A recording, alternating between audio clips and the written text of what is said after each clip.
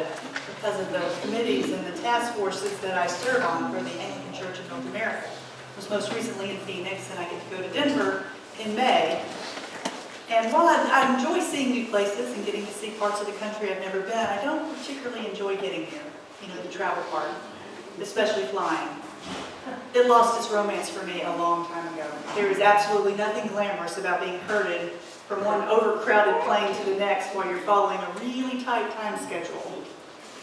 And I've noticed that flying doesn't exactly bring out the best in people either. And I'm one of those people. I've seen videos, though, where people have gotten stuck on a plane, when you're on the tarmac waiting and waiting and waiting. And they've made the best of it by having sing-alongs. The most recent one I saw was the cast of the musical The Lion King singing Circle of Life. Now, I would have loved that. I mean, really, such a hopeful song to kind of help you lift up your spirits. That would be fun. Well, today's psalm is one of those songs, a traveling song. It's one of the Songs of Ascent, which is the name given to Psalms 120 through 134 in the Bible.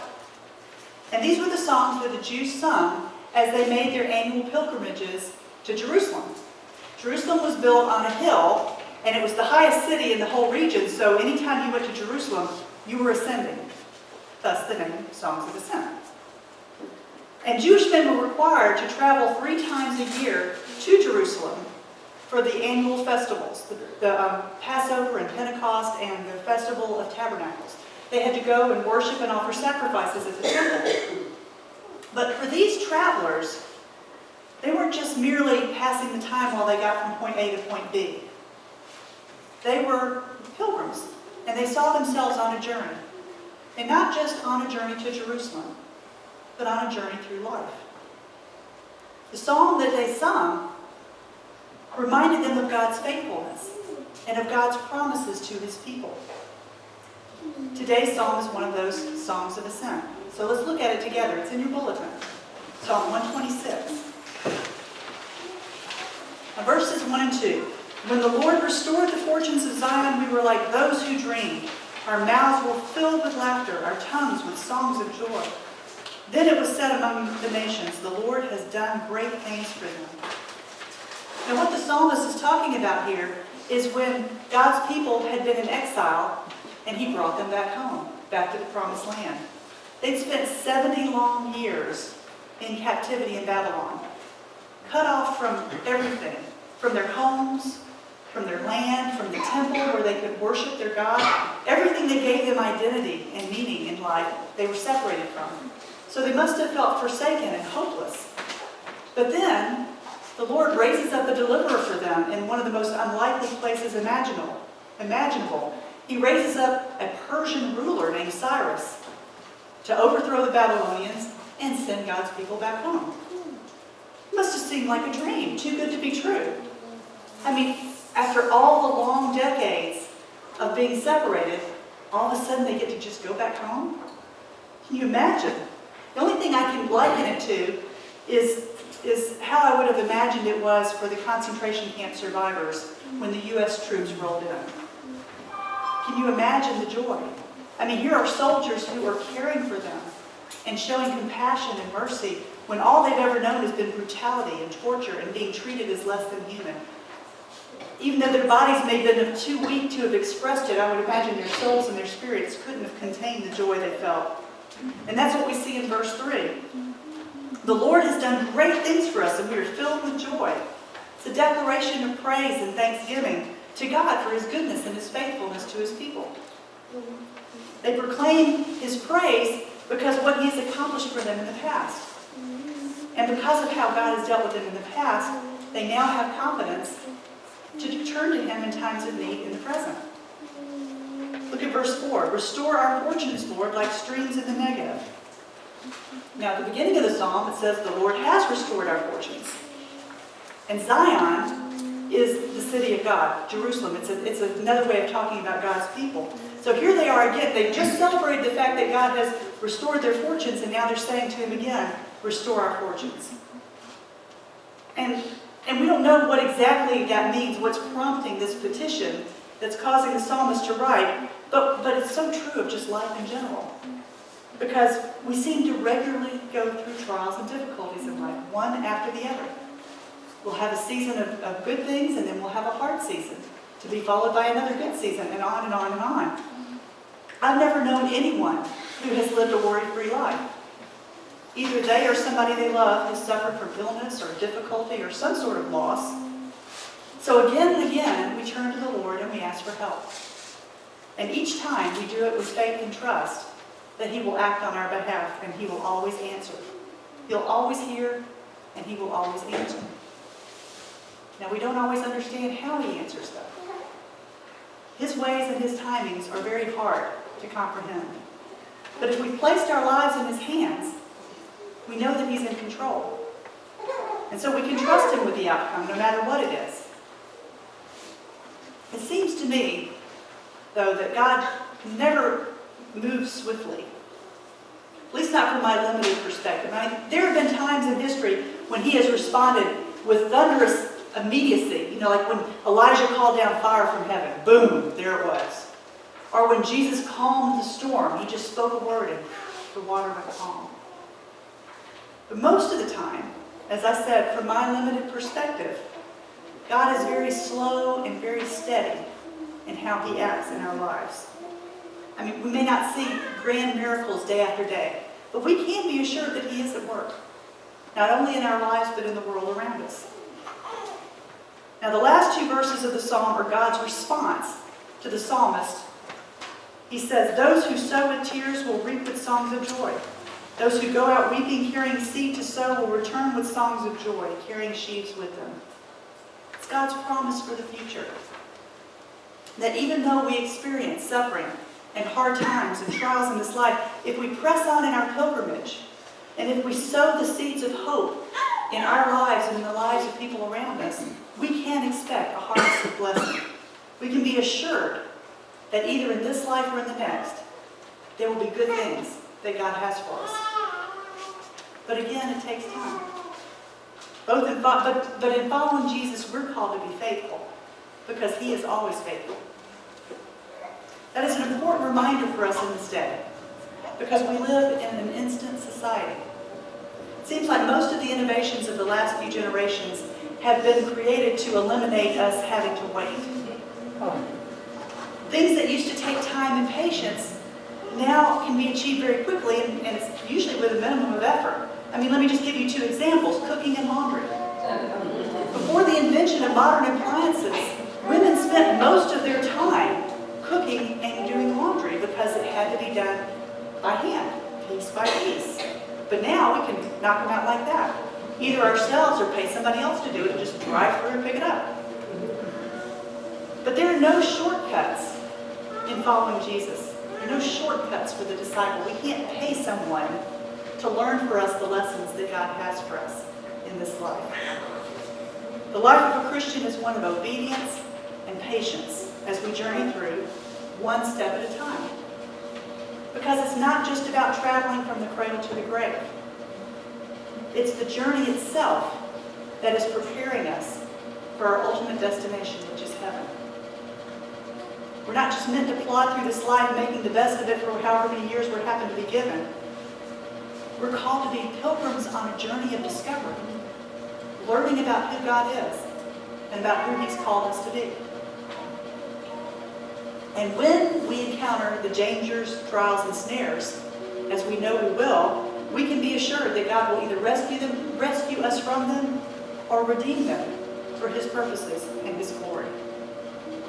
So the Psalm speaks about the past, the present, and the future. It teaches us that we can rely on God's faithfulness now and in the future because of how He has dealt with us in the past. And it's a good travel song as we travel through life. It reminds us to be thankful for all the good things that God has done for us. Not to have short memories about that, to remember and look back at all the things God has done for His people and for us. And I've been thinking about that a lot as this church is preparing to celebrate its 10th anniversary. Do you realize that in July of 2006, All Saints Church began 10 years ago? And it was the birth from a painful and difficult separation from St. Francis. The people that formed All Saints took a stand for the gospel. And they left a parish home that they loved and had worked very hard for to start all over again in a small meeting room in a hotel. It was both humbling and exciting at the same time, and the reason I know that is because I was a part of the similar thing when Holy Cross was formed out of Advent. We too left behind everything to start all over again because we felt that was what God was calling us to do. And the blessing of it was being able to watch God provide for the needs, one after another. Getting to see Him, what are we going to do about this? And then all of a sudden, there's a solution right there. And then a few years later, God provided the storefront location for All Saints. And again, we got to watch as God transformed 3 empty units into their worship space where we worshiped and grew together as a community for so many years and saw God use us in so many different ways. And now God's provided again.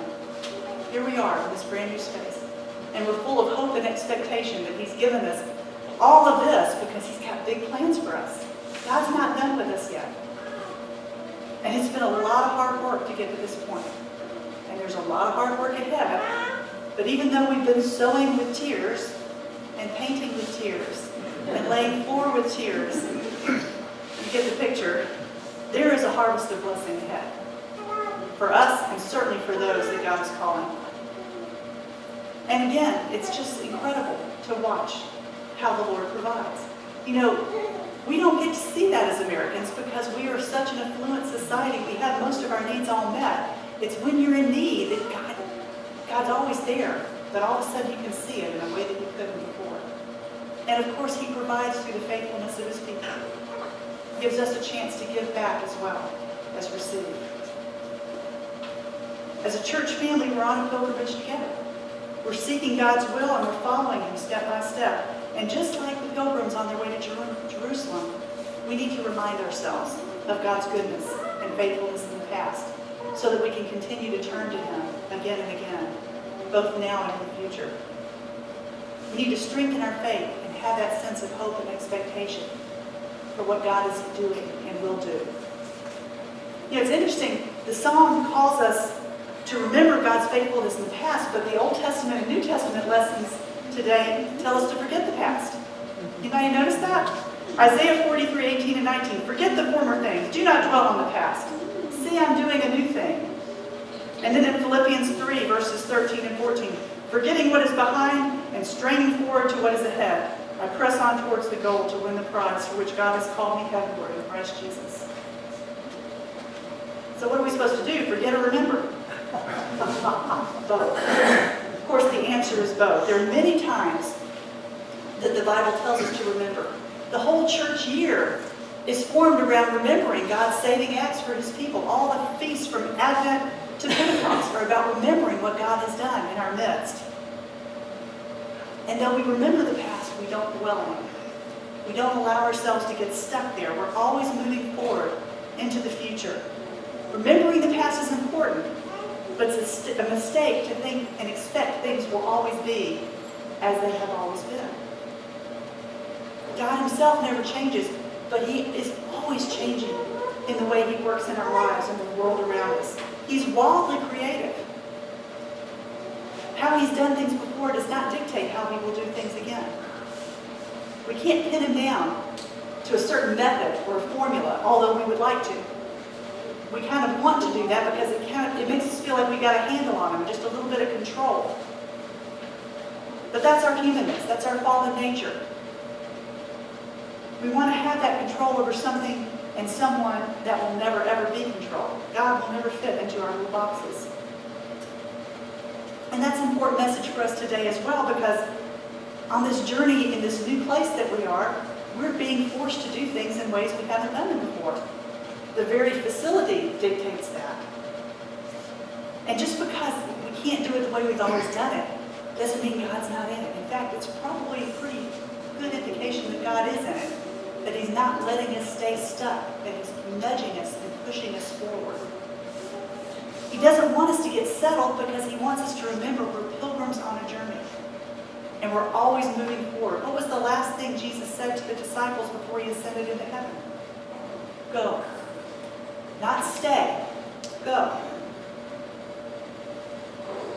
And just because we finally have this wonderful church home that we can call our own, doesn't mean that we've arrived. These buildings are just a tool for God's purposes, just as we are instruments in his hand for his purposes. Right now, understandably, we're very inward focused because we're repairing and renovating and making it our own space. But we can't stay there. As soon as we can, we need to lift our heads up and look outward, because that's where the mission is, that's where the goal is, that's where the work is, out beyond these doors. We follow a faithful God, and he's given us everything we need to follow him and to serve him. And because we see his hand at work around us, we're people with hope. And hope is such a precious thing. It's far too precious a gift to keep to ourselves. It has to be shared because there's such a tremendous need for it out there in the world. We know that whatever we face in this life, God is here with us. He will either deliver us or redeem it, one or the other. So we have to keep reminding ourselves of that, not only for ourselves, but for those who might come and be amongst us and those we'll meet out in the world around us. Remember, we're on a journey, but we're on it together. And God is with us every step of the way. Let's pray. Lord, we continue to give you thanks and praise for your goodness and faithfulness to us, Lord. In our each individual lives and as a church as a whole, Lord, you have been faithful and true and good, and you have given such good things to us. Lord, help us to be faithful stewards. Help us to remember the call you have on our lives. Give us the grace, Lord, to always see your hand at work around us and to look ahead to see where you're moving us to next. We give you all thanks and praise and honor and glory. In Jesus' name.